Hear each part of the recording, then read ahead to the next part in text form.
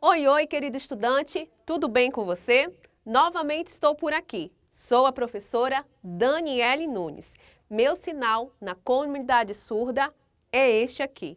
Seja muito bem-vindo ao projeto Aprender Além da Escola, do Centro de Mídias e Tecnologias Educacionais da CEMED Manaus.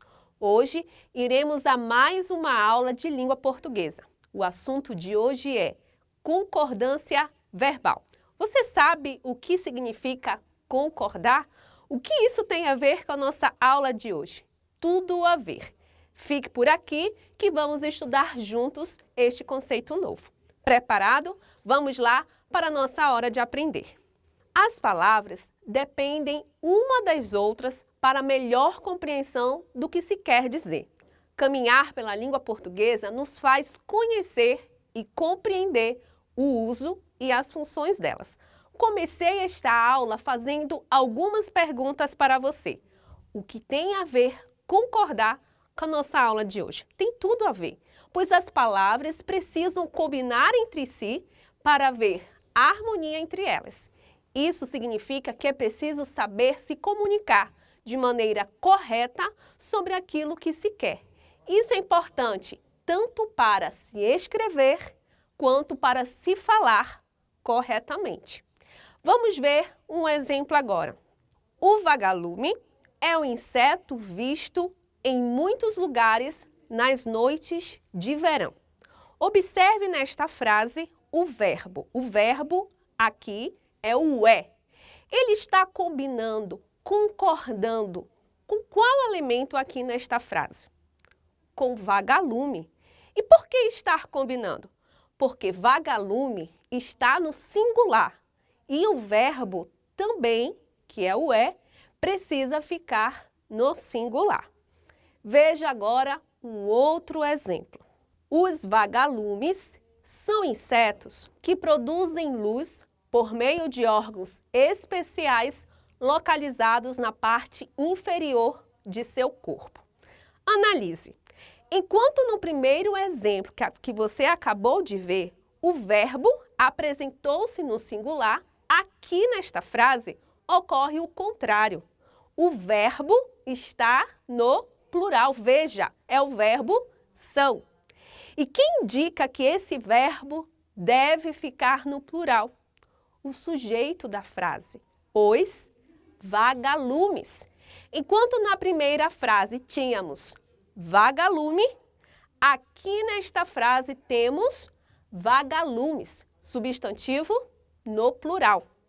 Para que haja harmonia em uma frase, é necessário que haja concordância. Nesse estudo, a concordância verbal representa mais um daqueles assuntos que precisa prestar bastante atenção, pois necessitamos dela na hora de escrever e falar. Veja na tela o que é concordância verbal. Concordância verbal é a mudança que o verbo sofre em sua forma para concordar com o substantivo ou com o pronome. E qual é a importância em concordar o verbo com o sujeito? Para estabelecer a concordância, número e pessoa entre o verbo e o sujeito, atendendo às regras impostas pela norma culta. Vamos agora verificar um texto para que você consiga perceber a importância desse assunto. Veja, este texto apresenta alguns espaços em branco para que sejam preenchidos com a forma correta do verbo. Ou os verbos estarão no singular ou os verbos estarão no plural. Veja, os vagalumes adultos medem ou mede de 5 a 25 milímetros. Os machos têm asas e voam ou voam muito bem. As fêmeas têm asas pequenas ou muitas vezes não possuem ou possuem asas. Para que consigamos preencher corretamente cada espaço desse em branco, devemos ter em mente que pronomes ou nomes que são sujeitos das frases devem ser procurados. Voltemos ao texto. Os vagalumes adultos medem Por que o verbo medem está sendo aqui usado no plural? Porque ele refere-se ao sujeito dessa frase. Quem é o sujeito dessa frase? Vagalumes. Vagalumes está no plural. Passemos para o próximo trecho. Os machos têm asas e voam. Verifique que não foi usado voa, mas voam. Voam é plural. E quem ele está concordando, este verbo? Ele está concordando com o sujeito dessa frase. E quem é o sujeito desta frase? Veja, machos. Machos é o substantivo. E este substantivo está no plural. Por isso, o verbo correto é voam e não voa. Próximo. As fêmeas têm asas pequenas ou muitas vezes não possuem. Possuem está se referindo a quem? As fêmeas. Veja, mais uma vez, substantivo no plural. Por isso, o verbo não escolhido aqui é possui. O verbo que precisa preencher corretamente aí é o verbo possuem, no plural. Desse modo, faremos um resumo do que estudamos até agora. Concordância verbal é uma combinação entre palavras. Por que combinação? Porque vimos que o verbo deve combinar ou concordar com o sujeito, para que a frase falada ou escrita tenha um sentido correto. A forma do sujeito também determina a forma do verbo. Se o sujeito está no singular, o verbo estará no singular. Sujeito no plural, verbo no plural. Terceira situação, mudanças no verbo. Quais variações, modificações na estrutura da palavra o verbo precisa fazer para concordar com os pronomes pessoais ou com os sujeitos da frase?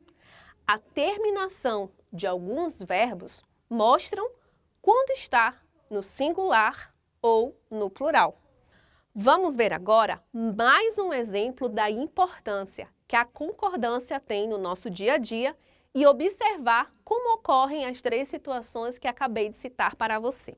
Imagine que Tainá presenciou uma cena e está bem assustada. E ela solta a seguinte frase: "E agora os meninos quebraram o vaso da sala." A frase de Tainá está correta? Se sim, por quê? Analise a concordância verbal. Veja, o verbo que ela usou para falar quebraram, perceba a terminação deste verbo. Isso indica que ela está no plural e não no singular. Se o verbo estar no plural, o sujeito precisa ficar no plural também. O sujeito da frase de Tainá é os meninos. A palavra menino é singular, já o termo meninos é plural. Sendo assim, o verbo que Tainá usou está corretíssimo. Os meninos quebraram o vaso da sala. No início da aula, usei como exemplo frases sobre vagalumes, aquele curioso inseto que solta luzes no escuro. A título de curiosidade, trouxe para você a imagem de um. Veja, o brilho dos vagalumes tem como finalidade a procriação. Machos e fêmeas brilham, mas quem começa o show das luzes após o cair da noite são os machos. O objetivo da emissão de luz dos machos é atrair as fêmeas. Enquanto eles voam, as fêmeas permanecem imóveis no chão. Algum tempo depois, são elas que passam a emitir luzes, a fim de atrair os machos que voam por perto. Depois de aprender sobre concordância verbal e ter visto algumas curiosidades por aqui, que tal você exercitar o que aprendeu na aula de hoje? Está na hora da atividade. Atividade número 1. Leia as frases abaixo e verifique se os verbos estão em concordância com os sujeitos da oração. Vamos lá. Primeira frase. Os meninos brincou com a bola a tarde toda. aluno e aluna. Essa frase, há concordância verbal? Verifique, observe um verbo e observe o sujeito desta frase. Brincou os meninos. Há concordância aqui? Vamos verificar qual é a resposta? A resposta da primeira frase está errada, porque não há concordância verbal. Veja, brincou não concorda com o sujeito dessa frase que está no plural, que é os meninos. Portanto, frase errada. Segunda frase. Os alunos do 5º ano são esforçados e dedicados nos estudos. Essa frase está certa ou está errada? Analise o verbo e busque o sujeito. Verifique, o verbo é são. São é um verbo que está no plural. Verificamos agora o sujeito. O sujeito é os alunos. Se o sujeito estar no plural, o verbo estar no plural, a frase está certa ou a frase está errada? Vamos verificar? A frase está correta. Há concordância verbal aqui nesta frase. Terceira frase. Mamãe e meu irmão foi à feira. Essa frase está certa ou essa frase está errada? Verifique. O verbo desta frase é foi, está no singular. Nós temos duas pessoas que representam o sujeito dessa frase, que é mamãe e meu irmão. Portanto, o sujeito desta frase está no plural, porque nós temos mais de uma pessoa. Ou seja, não há concordância verbal nesta frase. Por isso, a frase está errada. Passemos para a atividade número 2. Na relação de concordância, quem sofre alteração na sua forma, os verbos, os pronomes ou os nomes dos sujeitos da oração? O que você acha, aluno? De tudo aquilo que nós estudamos até aqui, quem é que sofre alteração para que haja concordância em uma frase? É o verbo, pronome ou nome? Veja, quem sofre alteração na sua forma é o verbo. É o verbo que deve estar ou no singular ou no plural. E isso depende de quem? Do sujeito desta frase. Passemos agora para a atividade número 3. Concordância verbal é a mudança que o verbo sofre em sua forma para concordar com quem? Letra A, para concordar com adjetivo e numeral, o verbo deve concordar com advérbio e substantivo?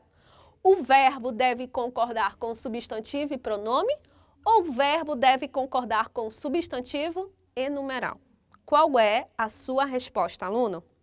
De acordo com aquilo que estudamos até agora. Vamos verificar qual é a resposta correta?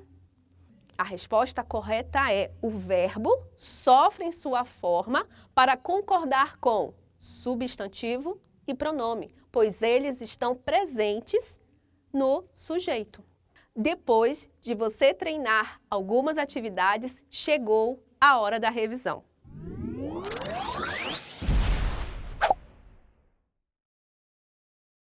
Aluno e aluna, comunicar-se bem através da escrita e da fala é uma das razões de estudarmos a língua portuguesa. A nossa língua apresenta alguns passos que devem ser seguidos para arrumar as ideias que você tem a oferecer, seja através da sua fala ou da sua escrita. E um desses passos é a concordância verbal. Em algumas situações do nosso dia a dia, nem sempre as pessoas adequam os verbos aos sujeitos. Frase como a gente vamos, nós vai, são exemplos de como isso acontece. Observamos principalmente na fala de muitas pessoas. Em um texto escrito no qual você tem mais tempo de pensar, não se pode escrever nós vai. O correto é nós vamos, pois aprendemos nesta aula que o verbo precisa concordar com o substantivo ou com o pronome. E para você não esquecer mais, veja algumas dicas. Se o verbo ou o pronome estão no singular, o verbo deve ficar no singular. Substantivo, pronome estão no plural, o verbo deve ficar no plural. Existem mais casos especiais sobre concordância, mas por enquanto ficaremos com essas definições. Encerramos mais uma aula super produtiva de língua portuguesa. Aguardo você no nosso próximo encontro e até mais!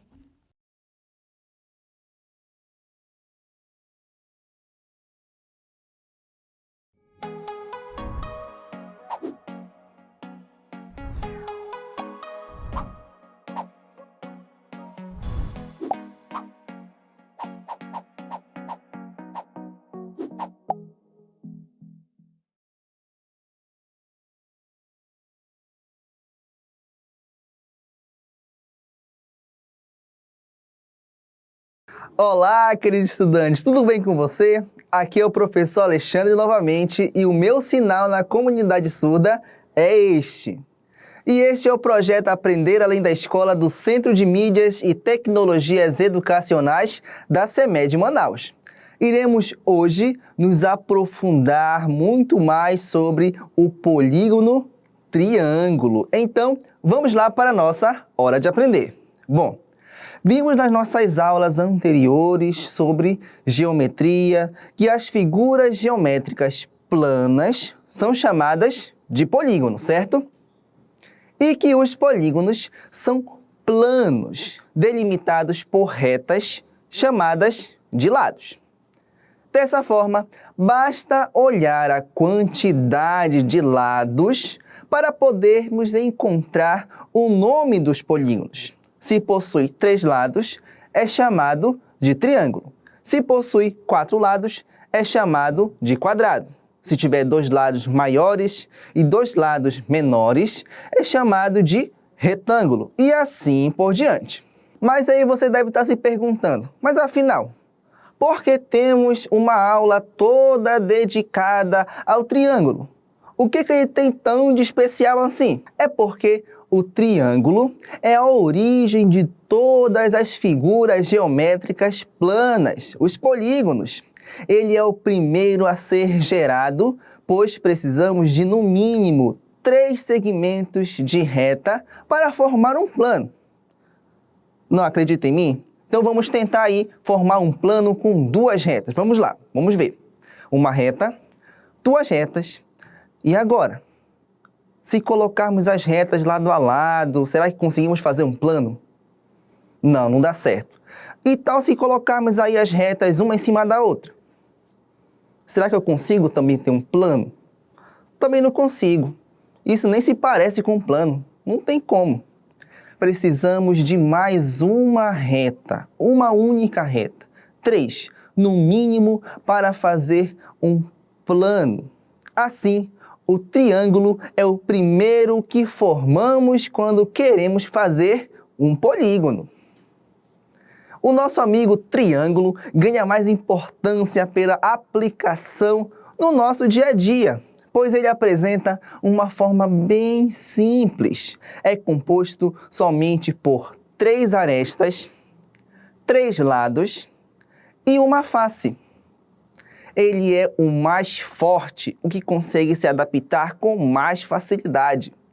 Vemos triângulos em todos os lugares. Nas torres de alta tensão, nas pirâmides, em muitas pontes, em muitos prédios e casas, em placas de segurança do trânsito e muito mais. Então, você me pergunta sobre o triângulo. Bom, é que só tem um tipo, não é, professor? Não, na verdade, nós temos 6 tipos de triângulo, mas não se desespere, calma. Nós vamos ver um por um com bastante calma na nossa aula de hoje. Então, pegue o seu caderno, o seu lápis, a sua borracha e anote tudo. Vamos lá. Primeiramente, nós vamos rever, preste bem atenção, o que é um ângulo. Precisamos saber identificar um ângulo e o grau em que ele está. Quando damos uma volta completa nos ângulos, na circunferência, percorremos ao total 360 graus, certo? Bom, se uma volta completa corresponde a 360 graus, quanto é meia volta? será metade disso, ou seja, 180 graus.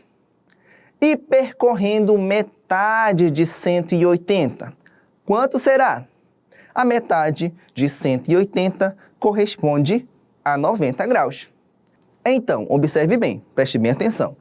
Há um ângulo maior que zero e menor que 90 graus, nós chamamos de ângulo agudo. Tá aí, ó. Você pode ver que ele inicia a partir do zero e vai terminar antes do 90. Então, qualquer linha reta que esteja neste espaço do ângulo vai se chamar de ângulo agudo.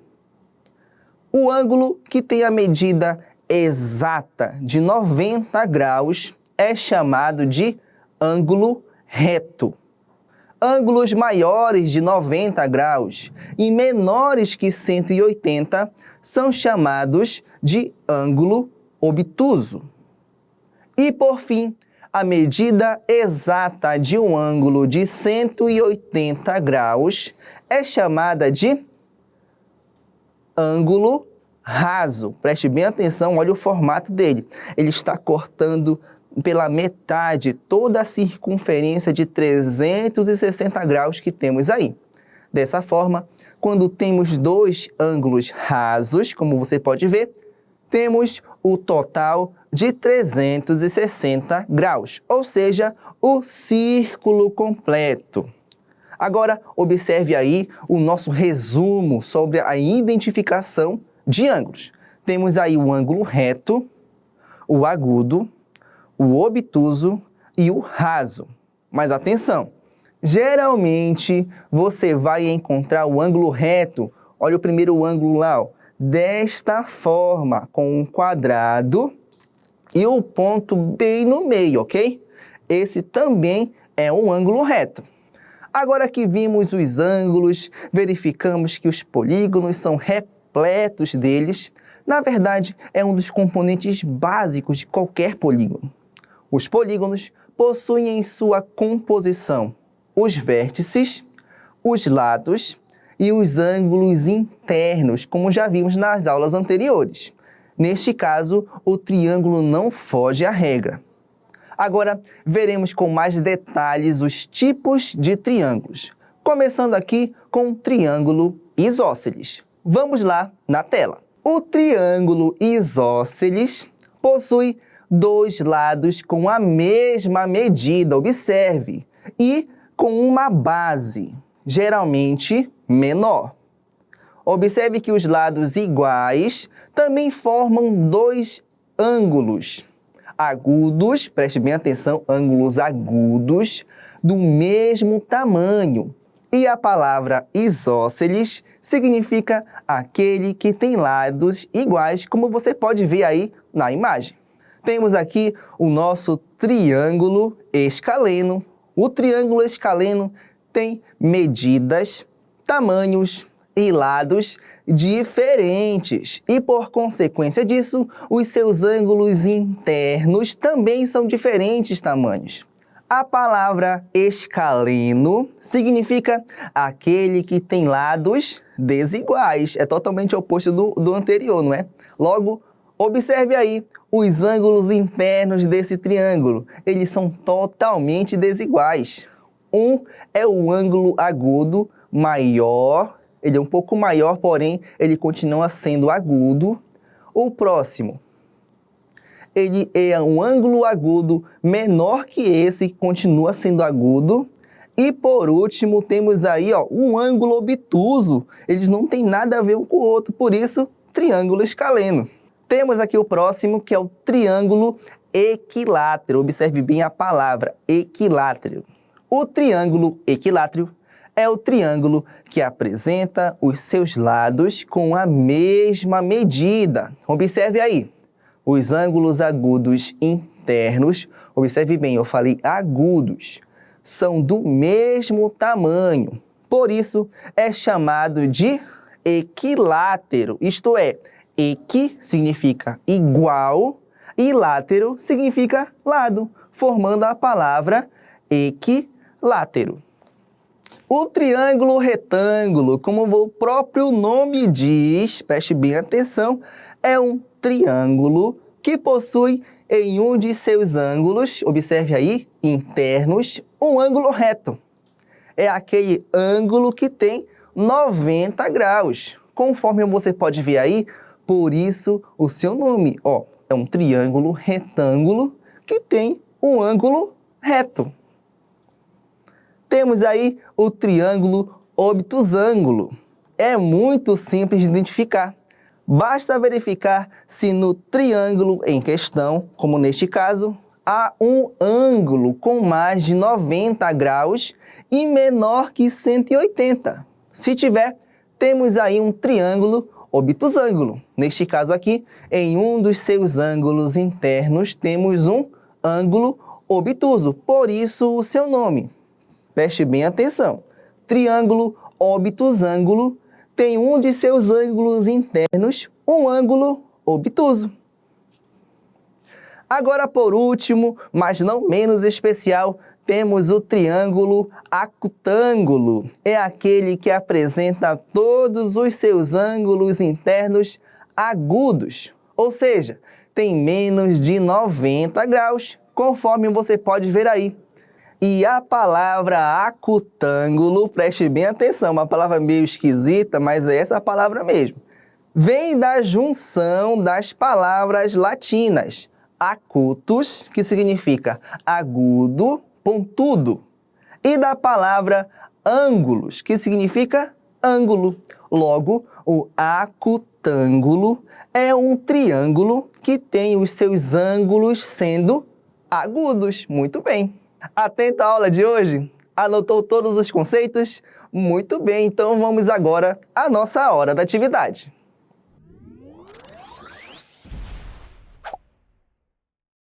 Temos aí a atividade número 1 na tela. Vamos nomear os tipos de ângulos. Nós temos aí essa primeira imagem em azul. Que ângulo é este? Você conhece. Preste bem atenção, você vai acertar. Vamos lá ver a resposta? Isso é um ângulo reto. Observe aí, ó. Ele tem um quadrado e um pontinho bem no meio, tá bom? Vamos aí à próxima imagem. Temos aí o próximo ângulo que nós vamos identificar. Observe bem, é o verde, tá bom? Que ângulo é esse? Que tipo de ângulo é esse? E a resposta é o ângulo obtuso. Olha que nome diferente, não é? É o nome deste ângulo, é o ângulo obtuso. E o próximo ângulo, que ângulo é este? O vermelho. Que ângulo é este? A resposta é, observe que o ângulo agudo ele é menor que o ângulo reto. E o ângulo obtuso, o verde, ele é maior que o ângulo reto. Então, o nosso vermelhinho aí, o nosso ângulo, é o ângulo agudo. E por último, temos aí este ângulo em amarelo. Como é o nome deste ângulo? A resposta é o ângulo raso, é a medida exata de 180 graus. E a atividade número 2. Identifique e ligue os tipos de triângulo. Vamos começar ali pelo triângulo retângulo. Vamos lá? Qual dessas 4 formas nós temos aí um triângulo retângulo? Vamos ligar? Tá aí no final, olha só, preste bem atenção. Esta imagem nós temos um dos ângulos internos com a medida exata de 90 graus. Por isso o nome dele, triângulo retângulo. O próximo é o triângulo equilátero. Qual dessas 4 imagens, 4 formas, nós temos aí um triângulo equilátero? Isso, muito bem. Este formato aí, ó, tem os seus ângulos internos de igual tamanho. Então, logo, esta forma é um triângulo equilátero. E na sequência nós temos aí o triângulo obtusângulo. Qual dessas 2 imagens que sobraram aí é um triângulo obtusângulo? Isso, essa imagem aí que você está vendo, essa forma, tem um dos ângulos internos com a medida aí, ó, maior que 90 e menor que 180. Por isso é chamado de triângulo obtusângulo, porque um dos ângulos é obtuso. E por último, temos o nosso triângulo isósceles. Vamos ligar com o último que sobrou. Preste bem atenção. Isósceles, ele tem dois lados de igual tamanho e uma base. Preste bem atenção. Agora, vamos lembrar um pouco do que vimos na aula de hoje. Chegou a hora da revisão.